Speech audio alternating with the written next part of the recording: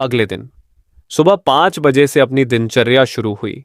तड़के तड़के उठकर सुबह का व्यायाम, नहा धोकर बेटे को स्कूल पहुंचाना, फिर खुद नाश्ता करके फैक्ट्री के लिए निकलना। फैक्ट्री में काम का दबाव होने की वजह से कब सुबह से दोपहर हो गया पता ही न चला। लंच टाइम हो चुका था और मेरे सहकर्मियों ने मुझे खाना खा लेने को कहा। फिर आपस में बतियाते हुए हम लोग अपना खाना खत्म करने लगे। बातचीत के क्रम में सामने वाले की अंगूठी देख बीती रात की सारी घटना आंखों के सामने तैरने लगी, जिसकी चर्चा मैंने अपने साथियों से भी की। फिर क्या था, सबको खिंचाई करने का जैसे बहाना ही मिल गया हो। तुम इतने स्मार्ट हो ही, तुमसे सगाई करना चाहती होगी, गिफ्ट समझ कर रख लेते, आदि तरह तरह की बातें। जल्दी जल्दी अपना खाना खत्म कर मैं वहां से खिसका और अपने काम में लीन हो गया। पर मन में सहकर्मियों की कई उलझुल बातें चल रही थीं। यही नहीं, वो बातें सही प्रतीत होने की गलतफहमी भी हो रही थी कि कहीं सच में मैं उसे पसंद तो नहीं आ गया, इसलिए उसने अपनी अंगूठी मेरे तरफ बढ़ाई होगी। और मैं अपने काम में व्यस्त हो गया। दैनिक उत्पादन का दबाव ज्यादा होने के कारण आज भी रात के 12 बज गए। पर आज साथ में एक सहकर्मी भी था जो घर वापसी में मेरे साथ साथ हो लिया। थोड़ी दूर तक साथ चलने के बाद वो अपने घर के लिए दूसरी तरफ मुड़ गया और मेरे सामने फिर से वही संकरी गली थी।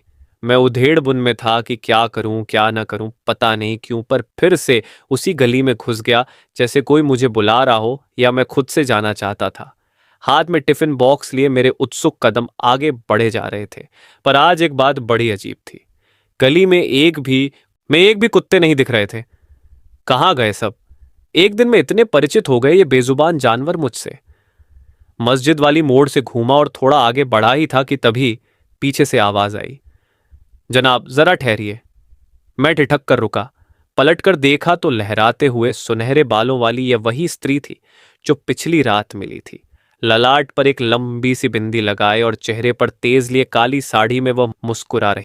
इतने अंधेरे में भी एक अजीब सा प्रकाश था उसके चारों तरफ और चेहरे पर अजीब सा आकर्षण। आज भी आपकी मदद चाहिए मुझे, मिलेगी? उस स्त्री ने पहेली भरी मुस्कान के साथ पूछा।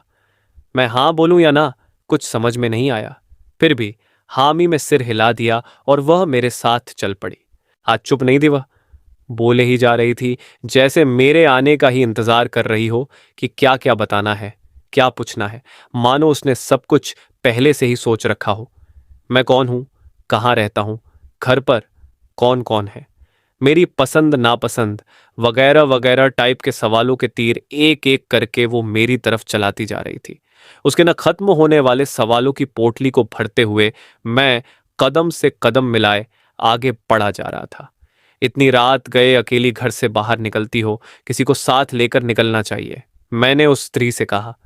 फिर उसकी तरफ देख उससे सवाल किया, आप कहाँ रहती हो, घर पर कौन कौन है?